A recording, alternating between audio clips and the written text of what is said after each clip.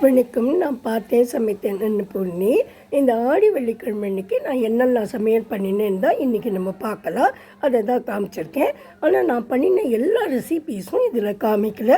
ஏன்னா கூட்டு, அவியல், சாம்பார் இதெல்லாம் ஏற்கனவே நான் ரெசிபீஸாக வீடியோ போட்டிருக்கேன். அதனால் உங்களுக்கு வேணும்னா நீங்கள் அந்த ப்ளேலிஸ்ட்டில் போய் பார்த்துக்கோங்க. இதில் அடப்பிரதமன் மாத்திரம் போட்டிருக்கேன். ஏன்னா போன தடவை போட்ட அடப்பிரதமனை விட இது டிஃப்ரெண்ட்டாக பண்ணியிருக்கேன். இதில் வந்து நான் வெல்லம் போடலை, தேங்காய் பாலும் போடலை, பாலும் சர்க்கரையும் போட்டு தான் சிம்பிளாக ஈஸியாக பண்ணியிருக்கேன். அதையும் உங்கள் கூட நான் ஷேர் பண்ணிக்கிறேன். உங்களுக்கு எல்லாம் பிடிக்கும்னு நினைக்கிறேன். வரையெல்லாம் பார்க்கலாமா என்னெல்லாம் பண்ணினேன்னு வாங்க பார்க்கலாம்.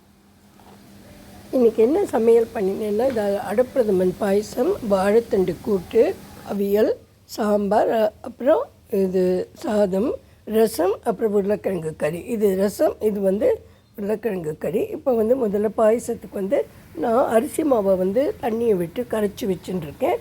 அப்புறம் இந்த இலையடையெல்லாம் பண்ணுவோம் இல்லையா, அதுக்கு அந்த தட்டை வந்து எடுத்து வச்சுட்டு கொஞ்சம் நெய்யை பெரட்டிட்டு இதில் வந்து இந்த ரொம்ப தண்ணியாகவும் இருக்க வேண்டாம், அந்த சேம் டைம் ரொம்ப திக்காகவும் இருக்கக்கூடாது, இருந்தாலும் நல்லா இருக்காது.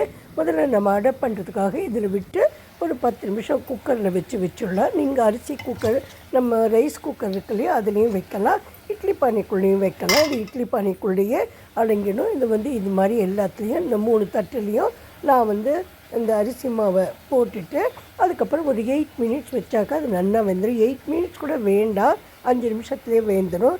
இப்போ நான் வந்து இட்லி குக்கரை எடுத்து வச்சுருக்கேன். இட்லி பானையை அதில் வந்து இந்த ஸ்டாண்டோடு வச்சுட்டு ஒரு 5 மினிட்ஸ்க்கு அப்புறம் நான் எடுத்தாக்கா அது ஈஸியாகவே வந்துடும். நம்ம வந்து கொஞ்சம் சூடாடினப்புறம் ஒரு லேசாக ஓரத்தை வந்து நம்பி கொடுத்தா வந்துடும்.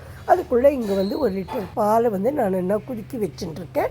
அது வந்து உருளியில் அந்த பக்கமாக நான் அது வேகிறதுக்குள்ளே அது பால் கொஞ்சம் குறுகட்டோன்னு வச்சுட்டுருக்கேன்.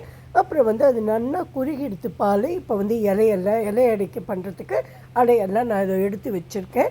இதை வந்து சின்ன சின்ன பீஸாக கட் பண்ணிவிட்டு அந்த நல்லா கொதிச்சுருக்கு, பாதி உண்டு அது வந்து சுருங்கிடுத்து அந்த பால்.